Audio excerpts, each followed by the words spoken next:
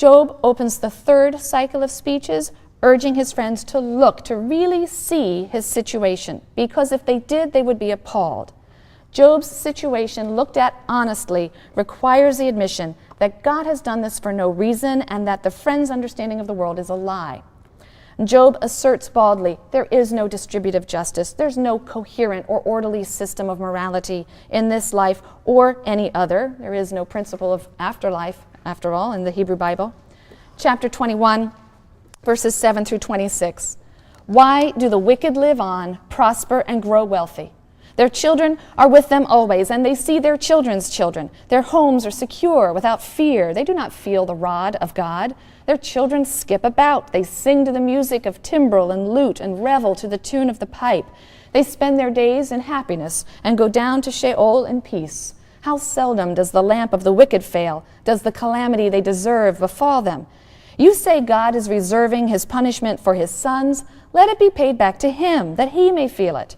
One man dies in robust health, all tranquil and untroubled. His pails are full of milk. The marrow of his bones is juicy. Another dies, embittered, never having tasted happiness. They both lie in the dust and are covered with worms. But the friends can't look honestly at Job. They can't allow that indeed a righteous man suffers horribly. By the end of the third cycle, Job is ready and eager for his trial, but he can't find God. Job's final speech in the third cycle focuses on this theme of divine absence. God is irresponsibly absent from the world, and the result is human wickedness. So from the idea that God is morally neutral or indifferent, Job has moved to the implicit charge that God is responsible for wickedness. He rewards wickedness. He causes wickedness. By his absence, his failure to govern properly, he is both corrupt and a corrupter of others. If it is not so, he says, who will prove me a liar and bring my words to naught?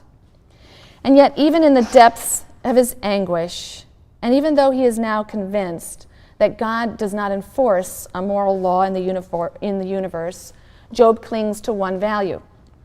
Righteousness is a virtue in and of itself, and even if it brings no reward, Job will not give up his righteousness. Face to face with the shocking insight that good and evil are met with indifference by God, that righteousness brings no reward and wickedness no punishment, Job, although bitter, refuses to succumb to a moral nihilism.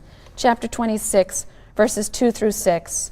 By God who has deprived me of justice, by Shaddai who has embittered my life, as long as there is life in me, and God's breath is in my nostrils, my lips will speak no wrong, nor my tongue utter deceit. Far be it from me to say that you are right.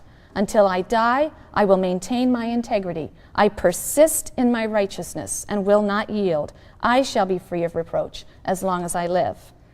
And these last lines recall the words of God and the Satan in the prelude. The Satan had said that a man will not hold on to virtue or to righteousness in the face of suffering. He'll give everything away for his life. So this narrative setup guides or influences our interpretation of Job's statement here. Although he is losing his life, Job says he will not give anything away, but he holds on to, he maintains his integrity, just as God had scolded the Satan in chapter 2, verse 3, which reads, "Still he holds on to his integrity. You have incited me to destroy him for nothing."